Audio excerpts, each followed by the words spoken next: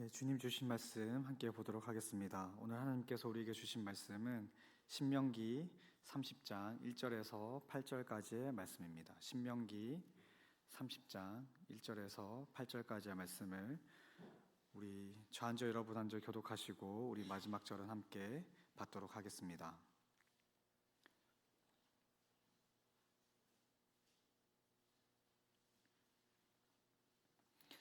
신명기 30장 1절입니다. 내가 내게 진술한 모든 복과 저주가 내게 임함으로 내가 내 하나님 여호와로부터 쫓겨간 모든 나라 가운데서 이 일이 마음에서 기억이 나거든. 너와 내 자손이 내 하나님 여호와께로 돌아와 내가 오늘 내게 명령한 것을 온전히 따라 마음을 다하고 뜻을 다하여 여호와의 말씀을 청종하면 내 하나님 여호와께서 마음을 돌이키시고 너를 긍휼히 여기사 포로에서 돌아오게 하시되 내 하나님 여호와께서 흩으신 그 모든 백성 중에서 너를 모으시리니 내 쫓겨간 자들이 하늘가에 있을지라도 내 하나님 여호와께서 거기서 너를 모으실 것이며 거기서부터 너를 이끄실 것이라. 내 하나님 여호와께서 너를 내 조상들이 차지한 땅으로 돌아오게 하사 내게 다시 그것을 차지하게 하실 것이며 여호와께서 또 내게 선을 행하사 너를 내 조상들보다 더 번성하게 하실 것이며 내 하나님 여호와께서 내 마음과 내 자손의 마음에 할례를 베푸사 너로 마음을 다하며 뜻을 다하여 내 하나님 여호와를 사랑하게 하사 너로 생명을 얻게 하실 것이며 내 하나님 여호와께서 내 적군과 너를 미워하고 핍박하던 자에게 이 모든 저주를 내리게 하시리니 너는 돌아와 다시 여호와의 말씀을 청종하고 내가 오늘 내게 명령하는 그 모든 명령을 행할 것이라. 아멘. 네, 우리 시간 옆 사람과 한번 함께 인사해 보도록 하겠습니다. 네, 참 잘 오셨습니다. 우리 이렇게 한번 인사해 보겠습니다. 네, 우리 한 번 더 인사해 볼까요? 오늘도 은혜 듬뿍 받으시기 바랍니다. 네, 오늘도 은혜 듬뿍 받으시기 바랍니다. 여러분은 하나님이 주신 율법을 잘 지키면 복을 받고 또 율법을 잘 지키지 못하면 저주를 받는다는 말에 대해서 어떻게 생각하시나요? 성경을 읽다 보면, 특별히 구약 성경을 읽다 보면 하나님이 인간에게 주신 율법을 잘 지키면 복을 받고 또 율법을 잘 지키지 않으면 저주를 받는다는 말이 당연한 것처럼 느껴질 때가 있습니다. 우리가 이번 달에 하고 있는 큐티 말씀 역대하를 보면 하나님의 율법을 잘 따르는 왕은 선한 왕으로 복을 받고 또 하나님의 율법을 잘 따르지 않는 왕은 저주를 받아 부하들에게 살해를 당하거나 나병이 걸리는 등의 결말을 맞이하는 모습을 우리는 보게 됩니다. 우리가 신앙생활을 하면서 주일 성수를 잘 지키지 않고 또 뭔가 말씀대로 잘 살아가지 못하면 나에게 안 좋은 일이 생기는 건 아닐까 하는 불안감이 생길 때가 있습니다. 그래서 더 열심히 교회를 다니고 말씀과 기도 생활을 더 잘 해야겠다고 생각하게 될 때가 있으실 것입니다. 또 반대로 교회를 잘 다니고 말씀과 기도 생활을 성실히 잘하면 하나님이 큰 복을 주시지 않을까 하는 기대감에 신앙생활을 열심히 해야겠다고 다짐하게 되는 경우도 있습니다. 성경 신명기를 읽다 보면 이런 생각과 말이 더 맞는 것 같이 느껴집니다.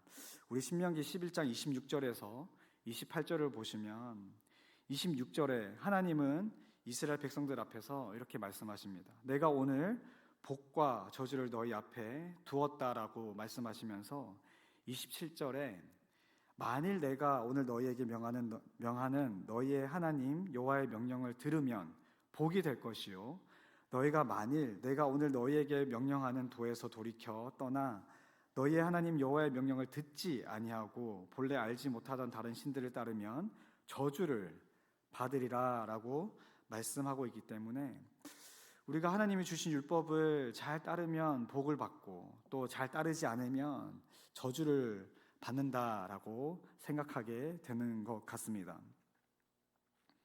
근데 우리가 율법을 잘 지키면 복을 받고 율법을 잘 지키지 않으면 저주를 받는다라고 이렇게 단정 짓기에는 또 뭔가 한편으로는 이게 아닌 것 같은데 라는 생각이 들지 않습니까? 이것이 맞는 것 같으면서도 아닌데 라는 생각이 우리에게 드는 이유는 신약 성경은 또 그렇게 말씀하고 있지 않기 때문인 것 같습니다.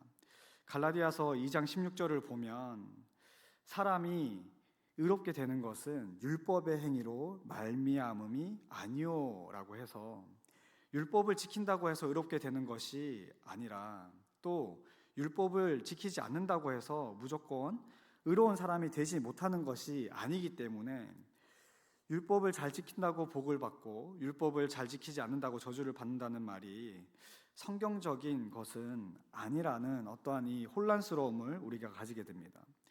그래서 어떤 사람들은 이것들 때문에 성경이 모순된다고까지 말하는 사람들이 있는 것 같습니다. 우리가 신앙생활을 하고 또 성경을 읽다 보면 이러한 생각과 의문을 마주하게 되는 것은 당연한데요. 오늘 우리는 하나님이 모세에게 주신 모압 언약이라는 신명기의 말씀을 통해 이 개념을 좀 더 확실하게 정리해 보고자 합니다. 먼저 하나님이 모세와 모압 땅에서 맺으신 모압 언약에 대해 이해하기 위해서는 신명기의 전체 구조를 파악할 필요가 있습니다. 그래서 잠깐 신명기 전체의 구조를 살펴보면 신명기 1장 1절에서부터 4절까지는 서원이 있고요. 그 다음에 1장 5절부터 4장까지는 과거 역사에 대한 회고를 모세가 기록하고 있습니다. 이후에 5장부터 26장까지 이어지는 이 긴 내용은 십계명을 비롯하여 율법의 규정을 다시금 모세가 기록하고 있습니다. 그리고 27장에서 28장까지는 앞에 나온 율법 규정들을 잘 지키면 복을 받고 또 잘 지키지 않으면 저주를 받는다라고 하는 상벌 규정을 또한 기록하고 있습니다. 그리고 이어서 마지막 29장부터 34장까지는 하나님이 모세와 맺으시는 모압 언약의 내용을 기록하고 있는 것입니다. 오늘 우리가 중점적으로 살펴보고자 하는 모압 언약을 이해하기 위해서는 이 십계명과 율법 규정을 나열하고 있는 이 5장부터 26장 가운데 두 가지 중요한 말씀이 있는데요. 그 중에 하나가 6장 5절에서 6절까지의 말씀입니다. 우리 신명기 6장 5절부터 6절까지의 말씀을 우리 함께 읽어보도록 하겠습니다. 시작. 너는 마음을 다하고 뜻을 다하고 힘을 다하여 내 하나님 여호와를 사랑하라. 오늘 내가 내게 명하는 이 말씀을 너는 마음에 새기고. 여기 말씀을 보면 율법을 지키고 행하는 데 있어서 중요한 것이 마음을 다하고 뜻을 다하고 힘을 다하여 하나님 여호와를 사랑하는 것이라고 5절에서 말씀합니다. 먼저 하나님을 마음과 뜻과 힘을 다해 사랑하는 가운데 우리가 율법을 지킬 수 있다라고 말씀하고 있는 것입니다. 그런데 우리가 이렇게 하나님을 사랑하기 위해서는 6절에 내게 명하는 이 말씀을 너의 마음에 새겨야 한다라고 이야기하고 있습니다. 즉 우리가 율법을 잘 지키기 위해서는 하나님을 전심으로 사랑을 해야 되는데요. 하나님을 전심으로 사랑하기 위해서는 또한 말씀을 우리 마음 가운데 새겨야 한다라고 말씀하고 있는 것입니다. 여러분, 말씀을 마음에 새긴다라는 것이 과연 어떤 의미일까요? 이것은 하나님의 말씀이 우리 마음 가운데 들어와야 함을 이야기합니다.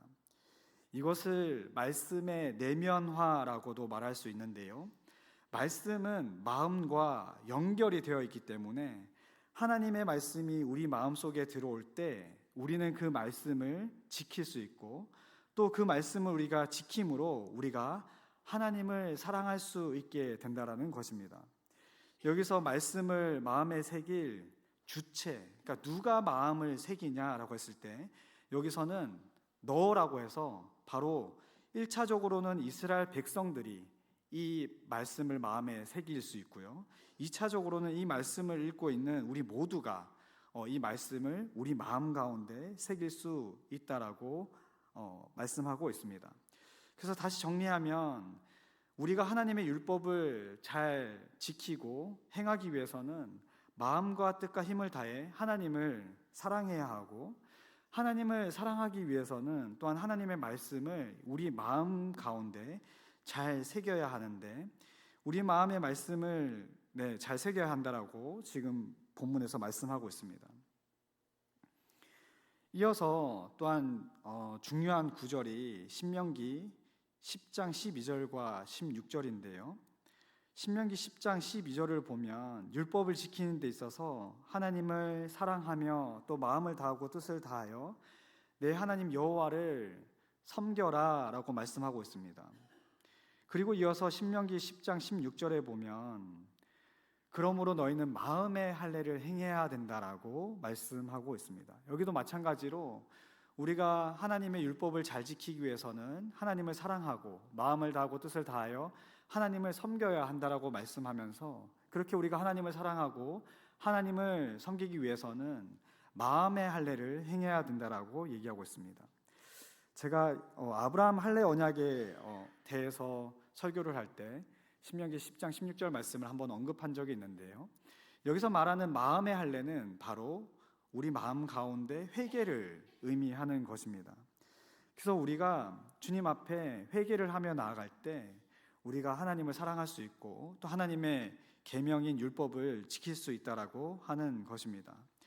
그래서 다시 정리를 하면 신명기에 나오는 10계명을 비롯한 많은 율법들을 잘 지켜 행하기 위해서는 먼저 마음과 뜻과 힘을 다해 하나님을 사랑해야 되고, 하나님을 우리가 사랑하기 위해서는 먼저 하나님의 말씀을 우리 마음 가운데 잘 새길 뿐만 아니라 우리가 마음의 할례, 즉 회개를 진심으로 행해야 된다라고 말씀하고 있는 것입니다. 그러면서 26장까지 지켜야 할 율법 규정들이 지금 나열되어져 나오고, 이어지는 27장과 28장에서는 율법들을 잘 지키는 자들에게 받게 될 복에 대해서, 또한 율법을 잘 지키지 않는 자들이 받게 될 저주에 대한 목록들이 기록되어져 있음을 보게 됩니다. 특별히 28장을 보면, 28장의 구조를 보면 28장 1절부터 14절까지는 복에 대한 목록을 열거하고 있습니다. 그래서 우리가 하나님의 율법을 잘 지키면 어떠한 복을 받는지 28장 1절부터 14절까지 이야기하고 있고요. 그 다음에 28장 15절부터 68절까지가 하나님의 율법을 우리가 잘 지키지 않으면 어떤 저주를 받게 되는지에 대한 목록을 나열하고 있습니다. 우리가 여기서 조금 궁금해할 수 있는 것은 복에 대한 목록은 14절에 불과한데 비해서 저주에 대한 목록은 15절부터 68절까지 무려 54절에 걸쳐 기록되어져 있다라는 것입니다. 축복에 관한 내용보다 저주에 관한 내용이 거의 4배나 더 많다라는 사실입니다. 이것은 저주에 대한 내용이 지금 더 강조되어져 있고 자세하게 기록되어져 있음을 우리가 알 수 있습니다. 우리가 이 시간 잠깐 율법을 지키지 않았을 때 받게 되는 저주의 목록에 대해 살펴보도록 하겠습니다. 15절부터 기록된 율법을 지키지 않았을 때 받게 되는 저주를 살펴보면, 먼저 15절에서 내가 만일 내 하나님 여호와의 말씀을 순종하지 아니하여 내가 오늘 내게 명령하는 그 모든 명령과 규례를 지켜 행하지 아니하면, 즉 하나님의 율법을 지키지 않으면 이 모든 저주가 내게 임하며 내게 이를 것이니 라고 말씀합니다. 그러면서 이제 본격적으로 16절부터 그러한 저주의 목록들이 쭉 나열되는데요. 잠깐 짧게 살펴보시면 16절에서는 성읍에서도 너가 저주를 받게 되고 들에서도 저주를 받게 되며, 17절에서는 광주리와 떡 반죽 그릇이 저주를 받게 되어 먹을 것이 없게 될 것이라고 또 말씀합니다. 18절에서는 몸의 소생과 토지의 소산 모두가 저주를 받을 것이고, 19절에서는 들어와도 저주를 받고 나가도 저주를 받을 것이라고 말씀합니다. 20절부터 본격적으로 세부 저주 목록들이 나오는데요. 21절부터 22절 상반절에는 연병, 폐병, 열병, 염증, 학질 등 몸의 질병에 대한 저주를 말하고 있습니다. 22절 하반절부터 24절까지는 한재, 풍재, 썩는 재앙, 하늘은 노시 되고 땅이 철이 될 것이라는 어떠한 이 말씀 가운데 가뭄으로 인한 기근을 또 저주로 얘기하고 있습니다. 이것은 바로 자연재해에 대한 저주를 기록하고 있는 것입니다. 25절부터 26절에는 전쟁에 패할 것이고 또한 포로로 끌려갈 것이며 왕조가 멸망당하게 될 것이라는 저주 이야기가 기록되어져 있습니다. 27절부터 28절까지는 또한 종기, 치질, 괴혈병, 피부병, 사람이 어떠한 정신적으로 미치는 것, 눈이 머는 것, 정신병 등이 언급되어져 있습니다. 또한 30절부터는 우리가 마땅히 누려야 할 권리를 빼앗기는 저주에 대해서 이야기하고 있는데요. 30절에 보면 여자와 약혼하였으나 다른 사람에게 그 약혼녀가 빼앗기게 될 것이라고 저주가 적혀 있고, 집을 건축하였으나 거기에 거주하지 못할 것이다 라는 말씀과 또 포도원에 포도나무를 심었으나 그 열매를 따지 못하는 저주를 받게 될 것을 얘기하고 있습니다. 31절에는 자기가 잡은 소를 먹지 못하고 나귀를 빼앗기고 또 양을 빼앗기게 될 것이며, 32절에는 심지어 자녀들도 빼앗기게 된다라는 저주가 기록되어져 있습니다. 33절에는 토지 소산과 수고로 얻은 것을 알지 못하는 민족이 와서 먹을 것이며, 36절 이하에는 다시금 포로 생활을 하게 될 것이라는 저주가 기록되어져 있습니다. 38절부터 42절까지는 메뚜기 재앙이 기록되어져 있는데요. 이것은 하나님이 애굽에서 내리셨던 그 재앙과 연결되는 주제의 저주를 받을 것이라고 말씀하는 것입니다. 그리고 43절 이하에서는 1절부터 14절까지 나열되어 있는 모든 복이 저주로 변하게 될 것이라는 것이 기록되어져 있고요.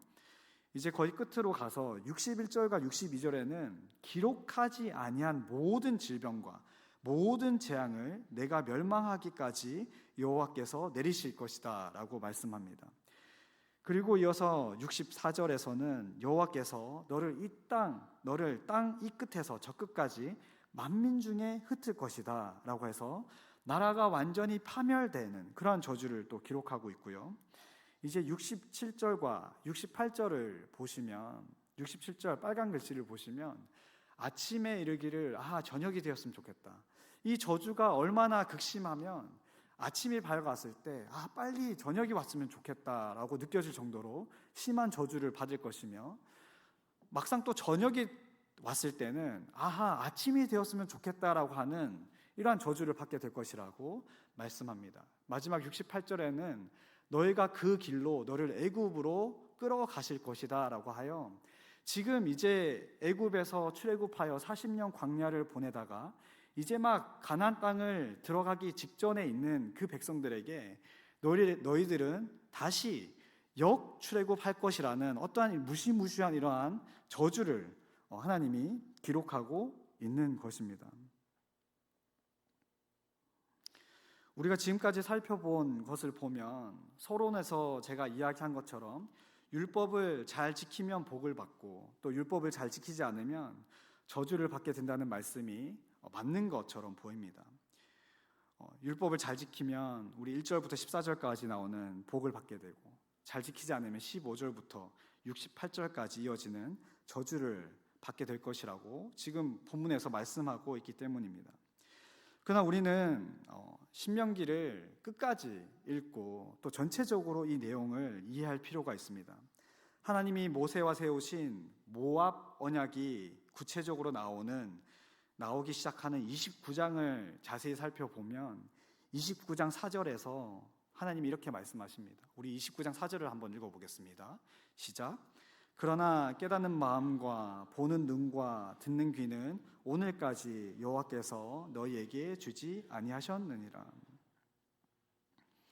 깨닫는 마음과 보는 눈과 듣는 귀는 오늘까지 여호와께서 너희에게 주지 아니하셨느니라 라고 하면서, 하나님은 지금 모세가 기록하고 모세가 또 선포하고 있는 이 시점까지 그 백성에게 깨닫는 마음과 보는 눈과 듣는 귀를 주지 아니하였다라고 말씀합니다.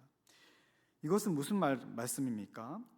신명기 6장과 10장에서는 율법을 잘 지켜 행하기 위해서 하나님을 사랑해야 되고, 하나님을 사랑하기 위해서는 말씀을 마음에 새겨야 되고, 또한 마음의 할례를 행해야 된다라고 얘기를 했는데, 근데 지금까지 하나님은 그 마음의 깨달음을 주지 않으셨다라고 말씀하기 때문에 그들은 그들 스스로가 지금까지 하나님의 말씀을 마음에 새길 수도 없었고 마음의 할례를 행할 수도 없었다라는 것을 말씀하고 있는 것입니다. 이것은 하나님이 인간에게 율법을 주셨고 그 율법을 지킬 의무를 분명히 알려주셨지만 인간 스스로는 그것을 온전히 감당할 능력이 없는 존재라는 것을 보여주는 말씀인 것입니다. 그러면서 하나님은 14절과 15절에 함께 언약을 세울 대상을 말씀해 주시는데요, 모압 땅에서 모세가 최종적으로 하나님과 언약을 맺게 되는 대상은 지금 이 신명기 말씀을 듣고 있는 출애굽 2세대, 그러니까 출애굽 1세대가 죽고 이제 2세대가 남아있는 이 상황 가운데 출애굽 2세대뿐만 아니라 15절 중반에 오늘 우리와 함께 여기 있지 아니한 자에게까지 라고 말하면서 지금 이 말씀을 듣고 있는 너희와 또 앞으로 생겨나게 될 하나님의 언약된 백성들이 바로 이 모압 언약의 대상이 된다라고 모세는 말하고 있습니다. 이 출애굽 2세대와 앞으로 생겨나게 될 하나님의 언약된 백성이 그러면은 받게 될 이 모압 언약의 주된 내용이 뭐냐 하면요, 우리 30장 6절 말씀인데요, 우리 30장 6절 말씀도 다 함께 읽어보도록 하겠습니다. 시작. 내 하나님 여호와께서 내 마음과 내 자손의 마음에 할례를 베푸사 너로 마음을 다하며 뜻을 다하며 내 하나님 여호와를 사랑하게 하사 너로 생명을 얻게 하실 것이며. 여기 보면 마음의 할례라는 단어가 나옵니다. 근데 우리가 주목해야 할 것은 아까 전에 신명기 10장에서는 이 마음의 할례를 행하는 주체가 바로 우리였습니다. 바로 이스라엘 백성이었습니다. 근데 지금 30장 6절에 보면 이 마음의 할례를 행하는 주체가 누구냐 하면 바로 하나님으로 바뀌어져 있음을 우리는 볼 수 있습니다. 신명기 10장에서 할례를 행하는 주체가 바로 우리였는데, 인간이었는데 그 주체가 이제 모압 언약을 맺으시면서 이 주체가 하나님으로 바뀌게 된다라는 것입니다. 하나님이 마음의 할례인 회개를 베풀어 주실 것이고 마음과 뜻을 다해 하나님을 사랑하게 하시는 어떠한 이 말씀의 내면화, 마음판에 말씀을 새기는 이 말씀의 내면화도 결국 하나님께서 해 주실 것임을 지금 말씀하는 것입니다. 우리가 30장을 살펴보기 전까지 모든 이 율법을 행하는 주체는 인간이었습니다. 그러나 죄인된 인간은 그 일을 행할 수 없음을 얘기하며 하나님은 죄악된 인간이 결코 이룰 수 없는 이 부분을 하나님이 하실 것이라고 말씀하는 것입니다. 사실 하나님은 율법을 주실 때부터 처음부터 인간이 이것을 행할 수 없음을 아셨습니다. 그래서 죄인된 인간에게 저주만이 존재한다는 것도 아셨고, 왜냐하면 인간은 이것을 지킬 수 없기 때문에 인간에게는 반드시 저주가 임할 수밖에 없다라는 사실도 하나님은 알고 계셨고 아시면서 이 저주에 대한 목록을 나열하신 것입니다. 이것을 인간인 너희가 할 수 없기 때문에 결국은 내가 이룰 것이다 라고 말씀하시면서 하나님께서는 그의 백성에게 마음의 할례를 베풀 것과 말씀의 내면화로 하나님을 사랑하게 하실 것을 신명기 30장 6절에 이 모압 언약을 기록하신 것입니다. 하나님은 우리 인간에게 어떻게 마음의 할례를 베푸시고 그를 사랑하게 하셨습니까? 하나님은 유일한 아들 예수 그리스도를 이 땅에 보내셔서 모든 죄악의 저주를 짊어지고 십자가에 죽게 하심으로 우리에게 마음의 할례와 말씀의 내면화를 이루시고 하나님과 인간 사이에 끊어졌던 관계를 회복시키심으로 하나님을 우리가 사랑할 수 있도록 하셨습니다. 예수님이 십자가에 못 박혀 죽으심으로 우리가 저주로부터 해방되고 우리가 하나님 앞에 회개할 수 있는 자격을 부여받게 된 것입니다. 그래서 우리는 회개하면 하나님 앞에 용서를 받게 되는 것입니다. 우리가 교회를 다니면서 죄 용서에 대해 그리고 저주로부터 풀려난 것에 대해 조금은 당연하게 생각하는 경향이 있는 것 같습니다.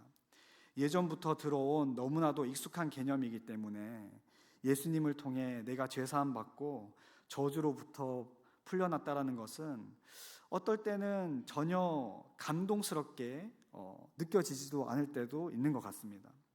그러나 사랑하는 성도 여러분, 우리의 죄사함은 사실 당연한 것이 아닙니다. 당연한 것이라고 한다면 원래 죄인된 우리가 예수님이 짊어지신 이 모든 저주, 아까 전에 신명기 28장에 나오는 그 모든 저주를 우리가 짊어져야 되는 것이 당연한 것입니다. 우리가 저주를 받아야 하는 게 당연함에도 그렇지 않고 우리가 용서를 받을 수 있는 이유는 예수님이 이 모든 죄악의 저주를 대신 짊어지시고 십자가에 죽으셨기 때문입니다. 예수님은 십자가에 못 박히실 때 엘리 엘리 라마 사막다니 나의 하나님 어찌하여 나를 버리셨나이까 라고 말씀하셨습니다. 예수님은 사실 공생의 기간 하나님을 부를 때 나의 하나님이라고 부른 적이 한 번도 없습니다. 예수님은 하나님을 부를 때 아버지라고 불렀지 한 번도 나의 하나님이라고 부른 적이 없습니다. 근데 예수님이 십자가에 못 박히시는 그 시점에 처음으로 나의 하나님이라고 불렀는데요. 이것은 어떤 의미가 있냐 하면 십자가 위에서 아버지와 아들 관계가 마치 일시적으로 끊어지면서, 즉 아버지와 아들이었던 관계가 이제는 심판을 받을 대상자로 바뀌는 듯한 그러한 상황 가운데 예수님은 도저히 하나님을 아버지라고 부를 수 없어서 나의 하나님이라고 부르시며 이 땅의 모든 죄와 저주를 담당하신 것입니다.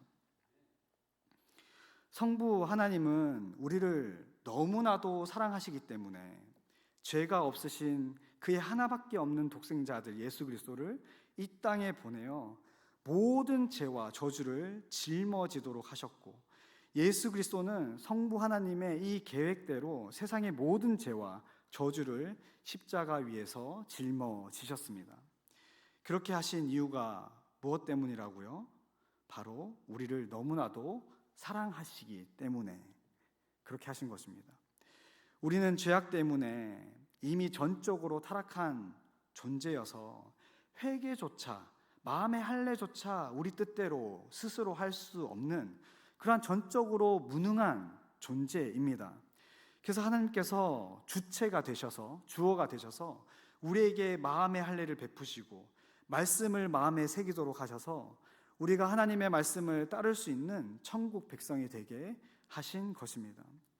그래서 성경은 우리의 구원이 우리에게 있는 것이 아니라 전적으로 하나님의 은혜라고 말씀하는 것입니다.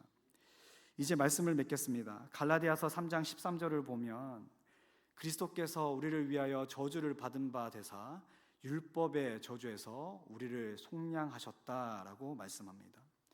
예수님이 우리를 위하여 신명기에 나오는 모든 저주를 대신 받으셔서 율법의 저주에서 우리를 속량하셨다라는 말씀입니다. 그래서 예수 그리스도를 믿는 우리에게는 더 이상 율법의 저주가 존재하지 않습니다. 신명기 28장에 나오는 그 많은 저주들이 예수 그리스도를 믿는 우리에게는 해당되지 않는다라는 것입니다. 우리는 율법을 지켜야 복을 받고 율법을 지키지 않으면 저주를 받는다는 것이 그러한 개념이 아니라 우리는 예수 그리스도를 믿음으로 말미암아 이미 저주에서 벗어나 복을 받은 자라고 성경은 말하고 있는 것입니다.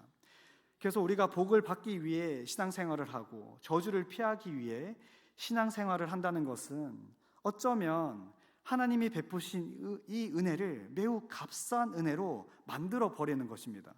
왜냐하면 하나님은 은혜를 베푸셔서 우리를 이미 죄악 가운데 건져내시고 저주가 없게 하셨는데 우리가 여전히 그 저주를 생각하면서 신앙생활을 하는 것은 하나님이 하신 일을 무시하는 일이 되기 때문입니다. 그래서 맨 처음 질문을 드린 것처럼 율법을 지켜야 복을 받고 율법을 지키지 않으면 저주를 받는다는 것은 우리에게는 더 이상 해당되는 것이 아니라는 사실입니다. 그러면 우리는 이제 더 이상 율법을 지킬 필요가 없을까요? 요한복음 14장 15절을 보면 너희가 나를 사랑하면 나의 계명을 지키리라 라고 예수님이 말씀하셨습니다.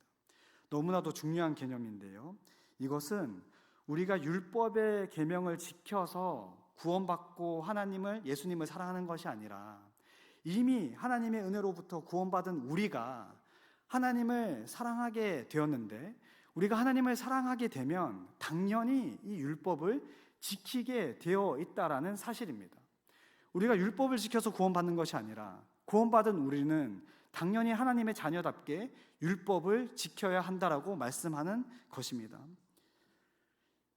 참고로 여기서 말하는 율법은 십계명을 말하는 것이고, 구약에 나오는 모든 세세한 율법을 얘기하진 않습니다. 왜냐하면 세부 규정에 나오는 그 율법들은 그 당대의 환경에 맞춰서 만들어진 율법이기 때문에 우리가 절기를 지킨다거나 어떠한 구약에 나오는 절기를 지킨다거나 제사법을 지키지 않는 것입니다. 그러나 십계명은 하나님이 영원한 언약 율법으로 우리에게 주신 것이기 때문에 우리는 십계명은 지금 계속해서 우리가 지키고 있는 것인 거죠.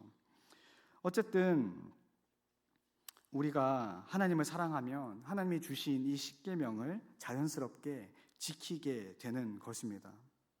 그럼에도 우리는 아직 연약하고 죄의 영향을 받고 있는 존재이기 때문에 우리는 하나님의 자녀가 되었음에도 십계명의 율법을 또한 잘 지키지 못할 때도 있습니다. 그럴 때 우리가 십계명을 지키지 못했다고 해서 우리에게 저주가 임하는 것이 아니라 하나님의 자녀로서 그때는 징계를 받게 된다라고 히브리서 12장은 말씀하고 있습니다. 여러분, 징계는 사랑하는 자에게 주시는 것입니다. 하나님의 자녀답게 살아가도록 하나님이 우리에게 십계명을 주셨는데, 우리가 몸이 연약하고 또 유혹에 쉽게 빠져서 십계명을 잘 지키지 못한다고 한다면 하나님은 사랑하는 그 자녀가 올바른 길로 가기 위해서 징계를 하시는 것입니다. 때로는 우리가 사랑의 매를 하나님으로부터 맞을 수도 있다라는 것입니다. 우리가 이것을 명확하게 이해하고 있어야 이 구약과 신약이 서로 모순된 것이 아니라 일관된 하나님의 언약 메시지로 우리가 이해하고 균형 잡힌 신앙생활을 할 수 있는 것입니다. 원래 우리는 죄악 가운데 저주받아야 할 인간이지만 이 모든 저주를 예수 그리스도께서 대신 짊어지시고 우리에게 새로운 생명을 주셔서 우리에게는 더 이상 죄악의 저주가 존재하지 않는다는 사실을 믿으시기 바랍니다. 이를 믿을 때 날마다 우리는 이를 기억하며 주님께 감사하는 자가 되어야 할 줄 믿습니다. 하나님을 사랑하는 자는 하나님의 계명을 지키게 된다는 말씀 또한 기억하여 하나님의 천국 백성으로서 주님이 주신 계명을 늘 지켜 행하는 우리 사랑하는 모든 성도님들이 다 되시길 소망합니다. 우리 시간 주신 말씀 기억하며 함께 기도하며 나아가길 원합니다. 성경에서 말하는 율법은 단지 복과 저주의 기준이 되는 것이 아니라 우리를 하나님께로 인도하기 위한 하나님의 기림을 깨닫게 하시고 예수 그리스도로 말미암아 내가 받아야 할 모든 저주가 예수님께로 옮겨져 내가 자유케 되었음을 기억하며 감사의 기도를 주님께 올려드리길 원합니다. 또한 하나님의 말씀을 마음에 새기고 마음의 할례인 회개를 하게 하심으로 마음과 뜻과 힘을 다해 더욱 하나님을 사랑하는 자, 더욱 하나님의 계명을 지켜 행하는 자, 하나님의 자녀답게 거룩한 인생을 살아가는 자, 주님의 뜻에 합당한 삶과 순종의 열매를 맺는 자가 되게 해달라고 우리 시간 주신 말씀을 기억하며 이 모든 내용을 놓고 이 시간 주여 한번 잡고 주님 앞에 기도하며 나가겠습니다. 기도하겠습니다. 주여,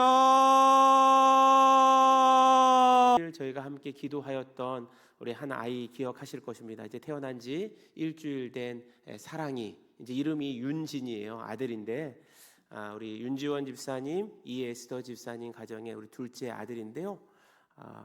호흡이 잘 되어지지 호흡 곤란으로 인해서 긴급하게 태어나자마자 바로 인하대병원에 입원하여서 계속 지켜봐야 되는 시간이 있었는데 호흡을 잘하고 그리고 이제 오늘 산후조리원의 엄마와 함께 만나서 일상의 삶이 좀 회복되었다라고 합니다. 그래서 이쁜 아이 사진도 저에게 보내주셔서 우리 순장님들께도 나누어 드렸는데 여러분들께서 함께 기도해 주셔서 또 이와 같은 귀한 응답들이 있었다고 우리 윤지원 집사님, 이에스더 집사님께서 감사의 이야기를 전해달라고 이야기하셔서 또 전해드립니다. 더욱더 아름다운 믿음의 가정으로 설 수 있도록 기도 부탁드리겠습니다. 자, 그럼 축도하고 예배를 마치도록 하겠습니다. 이제는 우리 주 예수 그리스도의 은혜와 하나님의 사랑과 성령의 교통하심이 저주 아래에 있는 것이 아니라 오직 전적인 예수 그리스도의 은혜로 말미암아 저주에서 사망에서 생명으로 옮겨졌음을 믿고 그 은혜에 감사하며 감격하며 더욱더 주님을 따르기를, 더욱더 주의 말씀 가운데로 나아가기를, 더욱더 주의 율법을 지키며 주님을 더 알아가기를 소망하며 주님께 더 가까이 나아가는 우리 주가인교회 성도들 머리 위에 그들의 삶의 자리 위에 이제로부터 영원토록 함께 있을지어다. 아멘.